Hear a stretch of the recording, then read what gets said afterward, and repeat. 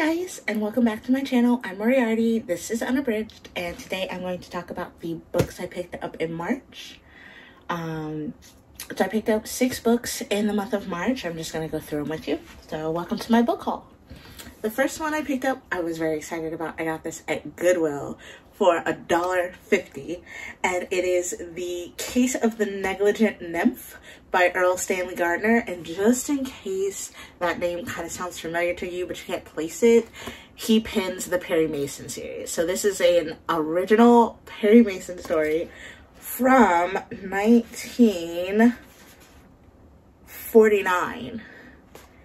And it was reprinted in this edition for 1982. So this book is from 1982, but the story is from 1949. I thought that's pretty awesome. I also have never seen a Perry Mason book in the flesh, so this is what it looks like. And this is The Case of the Negligent Nymph, and this is what it's about.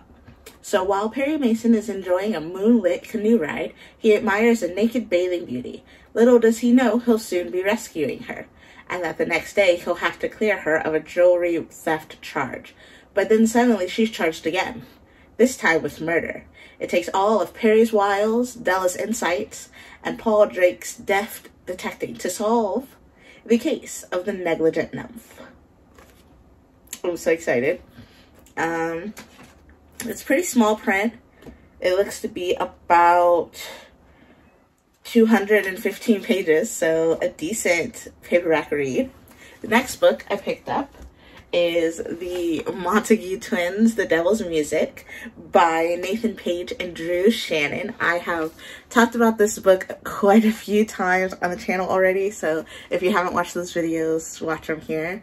But yeah, basically this is about the gang, Peter, Alistair, and Charlie, and their newly founded member Rachel, and they've created a band called the Bony Fingers, and they play, and at their first show they have a famous musician show up, Gideon Drake, who is part of a big band that Alistair was into, Gray Harbor, but he took off on his own, and there have been some bad rumors circling him, and he's giving, you know, Pete the eye, so now Alistair needs to check into him. It's a whole big thing.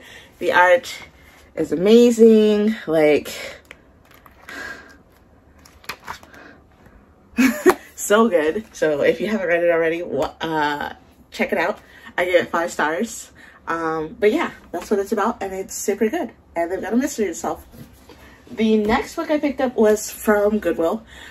I don't know what it's about. It's basically like gumshoe detective fiction, but for children.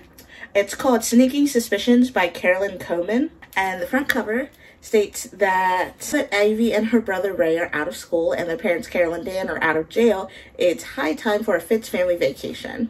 But the road trip Dan proposes, based on family history he's been researching, sounds suspect to Ivy. What's so great about a family reunion with a long-lost second cousin named Gladys, whom Ivy's never heard of before? Still, there's that giant ruby Dan says is a family heirloom and may or may not be worth a fortune. And there's that guy named Wolfgang, who can make anything at all in his bookshop. And besides, when you stick with Dan, roller coasters will appear out of nowhere. Life on the road can be grand, especially when Dan is in charge, but Ivy still has sneaking suspicions. Someone might be after them.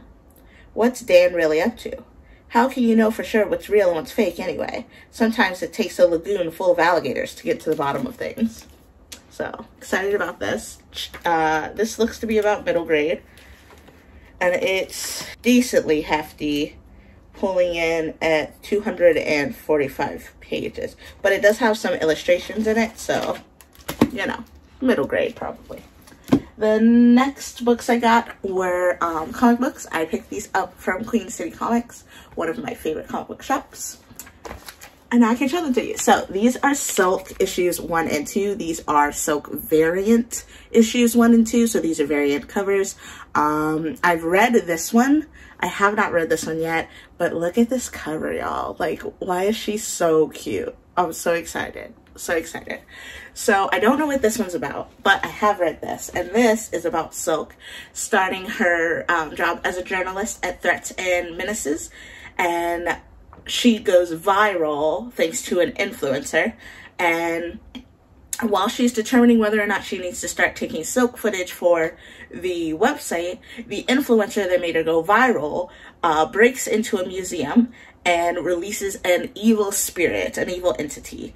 And that entity survives by taking the life energy of those who come in contact with them. So I'm all excited about what's going to happen now that we know about this entity and what's next for Silk. The last comic I got was the Ponyville Mysteries. I've been waiting for this for a long time. If you go through my book videos, all the way back when I used to do comic previews, I talked about wanting to read this, and I saw it on the shelf and I knew I could not leave it.